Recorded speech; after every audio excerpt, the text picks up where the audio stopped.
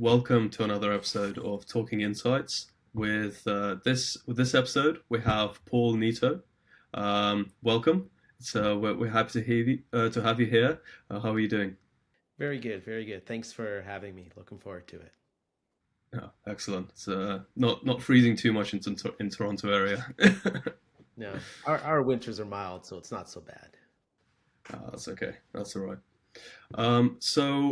Paul, you're an experienced market researcher. But for those that don't know, that haven't met you, haven't had the pleasure, can you tell us a little bit more about yourself? Sure. I started in market research through tech in the early days of market research before survey engines even really existed. I went to a little startup, and we primarily built our tech. We ended up getting acquired by the ComScore, and that led set off a series of experiences in different companies around data collection, behavioral data. I've been a founder of two companies now. One was funded out of Silicon Valley. It was the early days of using machine learning for research and understanding ad targeting, and the latest is here with Measure Protocol. I've also had a couple stints at Kantar and and a few others as well. So been on every aspect of the industry: buyer, seller, technology, you name it. Becoming a serial entrepreneur. We'll be seeing Brian, more of you. yeah. Now you're a Measure Protocol. Can you now tell us what it is? What's Measure's focus? Yeah, so we're a consumer intelligence data company, and we work with brands and agencies. We primarily provide behavioral data, and it's really to help build confidence, give them ammunition for their data-driven decision making. So our primary focus is around holistic digital behavior. So we have a community of individuals that have our MSR app, and they regularly complete various behavioral data tasks. And in turn, we provide them with rewards. And so this can be stuff like Amazon purchase history, it could be what they watch on Netflix, what apps they use. But the result is what we believe is like the cleanest, most robust, probably complete behavioral data set. Because really at the core of what we do, the atomic unit is the individual. So we collect data around all the various digital, touch points of an individual's. So we can understand not only what do they do on, say, TikTok, searches they do on like YouTube, what purchases they make, and it's really about that holistic picture of an individual. And this is primarily done with our patented technology called Retro. And a lot of the history is around, transparency, understanding individuals, rights for privacy and fair compensation. At the very end, people who participate in research and data collection, they just want a good experience. So those things are very kind of core to what we do, and it ends up being part of the magic in the mix of, being able to do interesting things and having individuals have a good experience and get compensated properly. That sounds very fair. And actually, I mean, Esomar, it's something one of our core principles, really.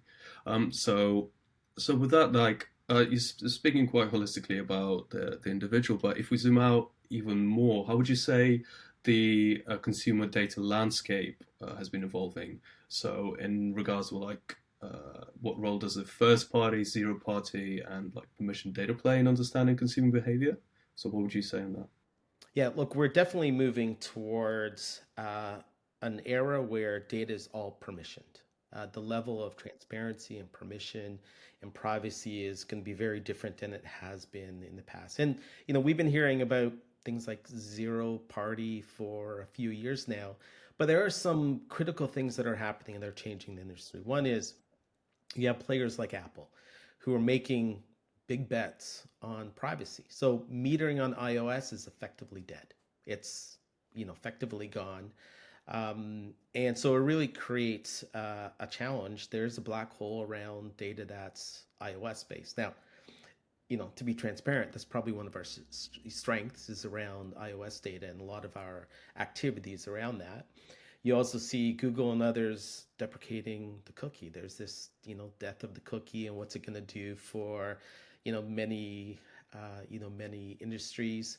And we see legislation that's giving power back to consumers with these, new, privacy laws. Look, and for years we have been ticking off consumers with, poor experiences, to the point that, you often hear about trust in the industry and the challenges around that and the efforts that we do. So this new world is really about data collection that is permissioned, and these new rules of transparency and trust are required. Because in general, individuals are happy to share data, but they just need to have some sense of trust, and they just want to know, what are you doing with it? What's going to happen? What do we have to worry about? What's the level of confidence? And this rise of zero party data, which is really about consumers choosing to share data, though I believe we have to go one step further. So choosing to share data, but also having ownership over their data. So even if they share it, they still actually own it. We effectively have rights to use their data, and each time that the data is used, they should be compensated for it. So I think that's critical into understanding zero party data is they choose, they own it, and they're compensated every time it's used. So additionally, in today's environment, every piece of data that you collect is also a liability, and we need to be very purposeful of any data we collect and why, and not just collect it just because we can. So the level of responsibility, has dramatically changed. So I think that our industry plus many others are into some big changes over the next number of years. Where are we going to get to? Is a place where we have much better data and access to actually more data. Oh, excellent. So, speaking of data and obviously measured protocols success, so you recently released a new report. You called it App Life Report, and you're highlighting some of the data measured protocols able to provide. But can you, for the audience, can you provide a bit of an overview of what's included in the report and why would it be significant today?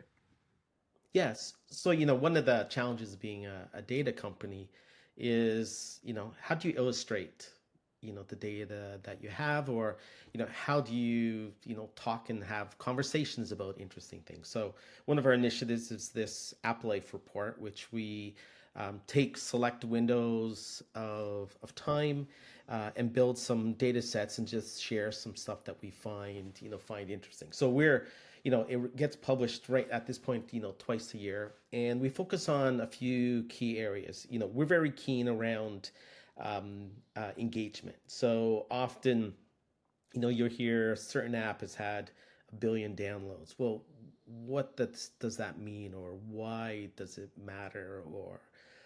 So we look at app engagement through the lens of actually using the app. If you have it on your phone, it doesn't really matter.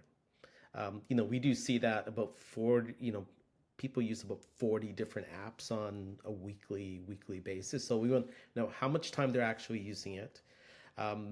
How many times, certain apps is the first one to be used when they pick up their phone. I think that's a strong indicator of engagement. And as well as notifications and stuff. So we're also able to look at usage across, mobile streaming services, particularly with a lot of these new ad-supported ones that are coming on board. Time spent with gaming and search trends across, not only Google, but YouTube and TikTok. Some really interesting stuff that's, happening there. And we usually, focus a little bit on some of the mobile shopping trends, the different types of apps and services that we're using, because these are, they just appear out of nowhere sometimes, and they quickly, start challenging some of the big players. Yeah, that was really interesting how you made a connection between like the app usage and the actual shopping behavior. I never really considered to see it in that way, but it actually brought a lot of light in the situation now, especially with the shopping sprees that are happening soon to be, and like now that we're doing this in the late November. But getting more into the detail of it, what would you say, like the key insights that you'd like to share from the report? Yeah, so some of the things that we see is, there's this staple apps that tend to be the big players. Like you got the YouTubes, the Instagrams, and even still, Facebook, where they have overall popularity and usage. But we do see apps such as, TikTok. There's so much discussion around how it's quickly risen, how it's starting to meet the levels and increasing the levels of engagement across all generations. So we see some Gen Z using for about 16 hours a week. The closest is probably a YouTube, which is between 5 and 6 hours. So it's immensely starting to dominate, and it's redefining how we think engagement itself. But for some of the younger audiences, we do continually start seeing some of these messaging apps. Their world is more about messaging and connecting and communicating. So the Snapchats are definitely dominating, even in the number of notifications that they get. Additionally, we see this around the realm of gaming is the gender divide, that the traditional gamer is not male 18 to 24. We see, even though there's a higher incidence of, men gaming, we see the amount of time that's spent gaming is really the same across the two of them. And when it comes to things like shopping, a lot of these new apps are becoming quite popular with these younger generations, even starting to outdo like the WalMarts and competing with the Amazons and such.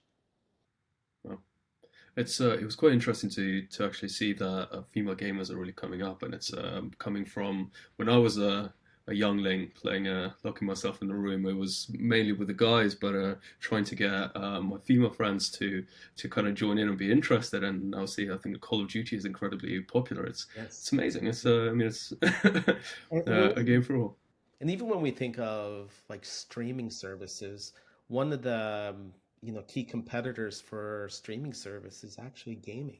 If you look at where people are spending big bulks amount of time, they're either like binge watching something or they're playing some kind of game. So while the Hulus, Netflixes, and stuff are kind of battling it out, often their true competitor is when they're not streaming, they're either on Twitch or playing some kind of mobile game, or some console or PC based game.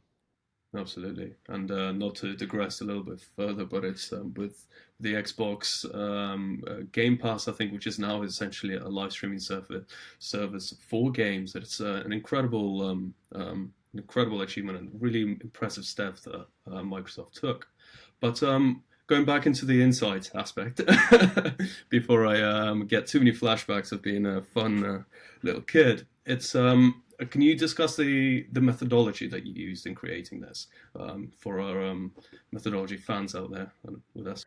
The easiest way to describe it um, is we take a show me, don't tell me approach.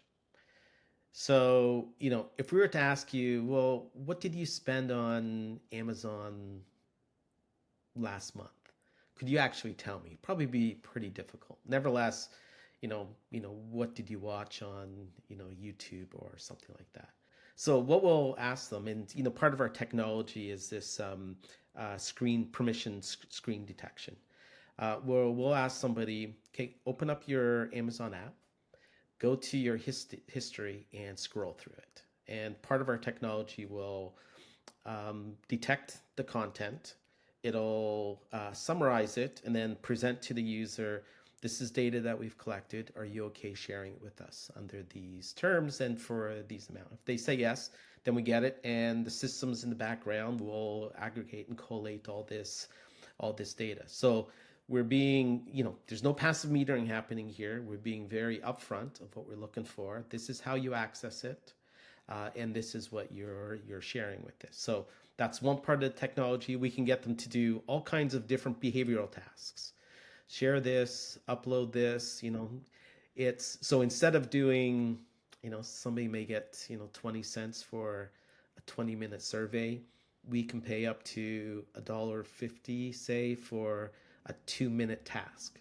Now, the reality is the value of the data that they're sharing is so much higher, so we're able to compensate them much better. So it's simple in concept, but extremely difficult at scale.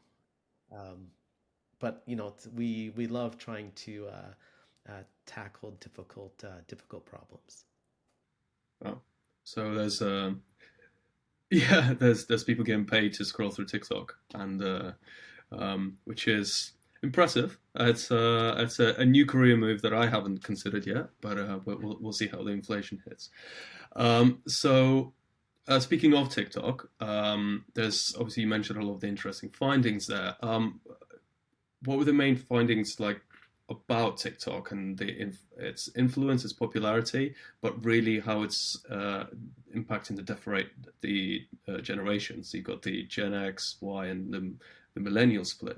I noticed. Yeah.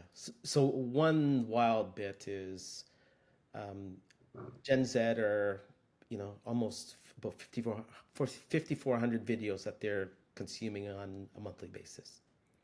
Versus millennials, it's about 1,600. So the sheer amount of content that they're consuming is immense. Some will say that these younger generations are distracted or they don't pay attention and such. I believe it's something different. I think they're developed in such a sense that they are extremely efficient at filtering content. They can go through a lot of content and they can filter and quickly assess if something is of interest to them. So it's no surprise TikTok is kind of redefining some of the rules across all generations. They're spending Gen Z spending 16 hours a week. Gen X is only slightly more on Facebook than TikTok, but that's soon to change. And additionally, we're starting to see TikTok becoming a search destination. When we look at some of the search analysis, things like how to are at the top. And when we look at the metrics, the number of videos that they save and the searches that they do, is through the roof. The one that does stand out is when it comes to watching live. It's more of a millennials thing than it is a younger generation. So again, the search is probably I think one of the biggest things that's changing the how people use this platform. So speaking of generations now, going more into the shopping behavior, do you see that there is a generational split in the way that people approach shopping, especially on their devices? And if so, is there any advice on, for example, that brands can use for their strategies and really get into nitty gritty and get the audience that they are really looking for? Yeah, what we do see is some of the older generations, Gen X is more likely to be using things like some of the traditional ones, like Walmart, Target, and eBay. Amazon's just used by everybody. But when you look at the younger generations, you really start seeing, Temu kind of came out of nowhere, and it's particularly in the U.S. it's being used in immense amount. And some of the other ones